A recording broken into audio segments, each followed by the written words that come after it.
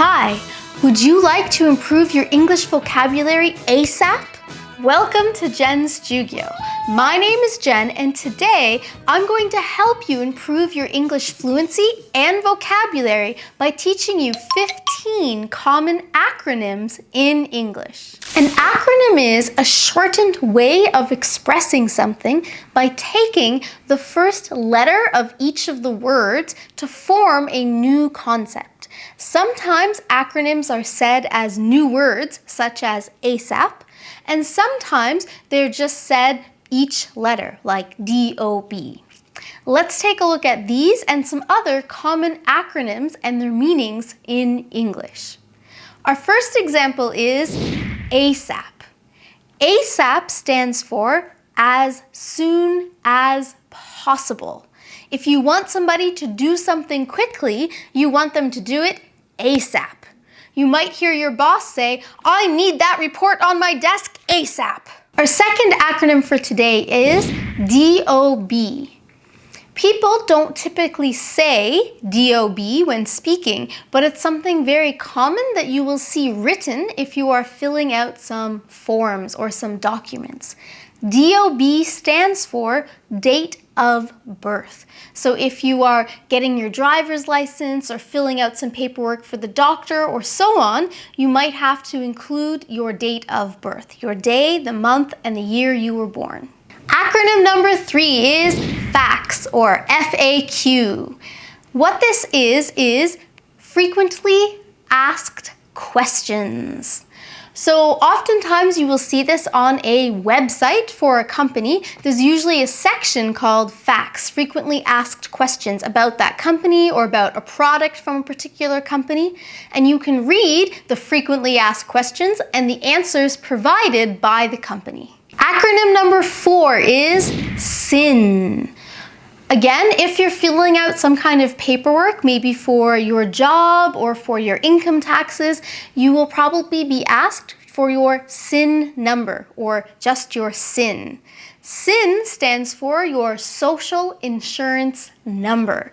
It is a number provided to you by the government that the government uses to keep track of how much money you earn and how much taxes you pay. Acronym number 5 is BOGO. I like this acronym because BOGO stands for buy one, get one. Specifically, buy one, get one free. So recently, when I've been ordering food on Uber Eats, they've had a promotion at many different restaurants, BOGO. If I buy one piece of cake, I can get another piece of cake free. BOGO. Acronym number 6 is HR. If you have some kind of paperwork you need to do for your company, you might need to submit it to the HR department. HR stands for Human Resources. So if you have any problems with your company, you need to talk to HR. Acronym number 7 is GMO. Oftentimes, you will see this acronym on food products in the store, and it will specifically say non-GMO when advertising products. GMO stands for genetically modified organism, which means that the food, if it's GMO food, has been changed genetically to make it bigger or juicier or last longer or what have you. However, if you want to be healthy, eating non-GMO products is an excellent choice. Acronym number 8 is TGIF. I also like this acronym, TGIF, because it stands for Thank God It's Friday. This is because on Monday, Tuesday, Wednesday, Thursday, and part of Friday, you need to work really hard. But Friday night, the weekend starts, and finally you can have fun. TGIF. Acronym number 9 is ER. ER stands for emergency room. For example, the ambulance came and rushed the victim to the ER. Acronym number 10 is TBA. TBA is an acronym that's used when talking about the details of some kind of event, maybe where the event will happen or when the event will happen. TBA stands for to be announced, meaning that once the decision has made when or where the event will happen, then you will be informed, then it will be announced. So TBA, to be announced. Acronym number 11 is DYI. There's lots of great books and other YouTube channels that can help you with DYI projects. DYI stands for do it yourself. So instead of buying something or hiring someone to do something for you, you can learn how to do it yourself. Acronym number 12 is PIN. You will hear the acronym PIN when you are at the bank or when you're talking about paying for your purchases. PIN stands for Personal Identification Number. What this basically is your password for your credit card or debit card. So today, when I was buying something in the grocery store, I tried tapping my credit card, but the cashier said to me, no, you have to enter your PIN. Acronym number 13 is BYOB. This is an acronym that you will hear connected to parties. So if a party is BYOB, it means that you have to bring your own booze, or some people say bring your own beer. Booze means alcohol, so you don't have to just drink beer. You could bring wine or whiskey or tequila. So BYOB, bring your own booze. Acronym number 14 is ETA. ETA is an expression which is used when you want to ask somebody when they're going to arrive somewhere.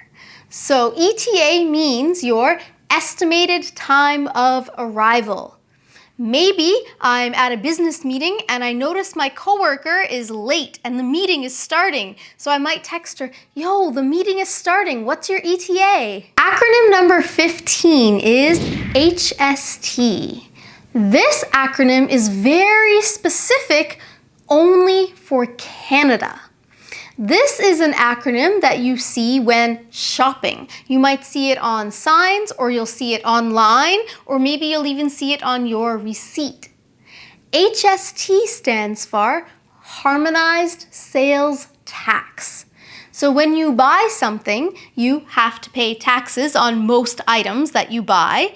So the tax that you pay in Ontario is 13%, and the name of this tax is Harmonized Sales Tax. The 15 acronyms that you have learned today are useful for daily life. These are probably the 15 most common acronyms that you will hear and use.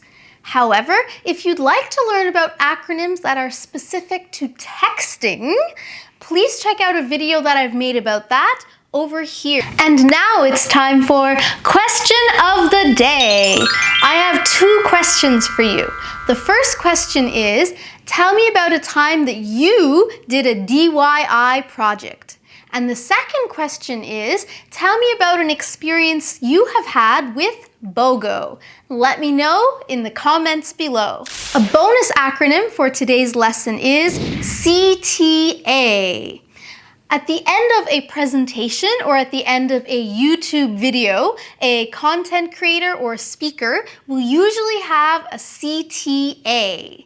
CTA stands for Call to Action. Your CTA, or call to action, is the action that you want your audience to do next. So usually at the end of my lessons, my CTA is asking you to please subscribe and give this video a thumbs up. So can you please follow my CTA?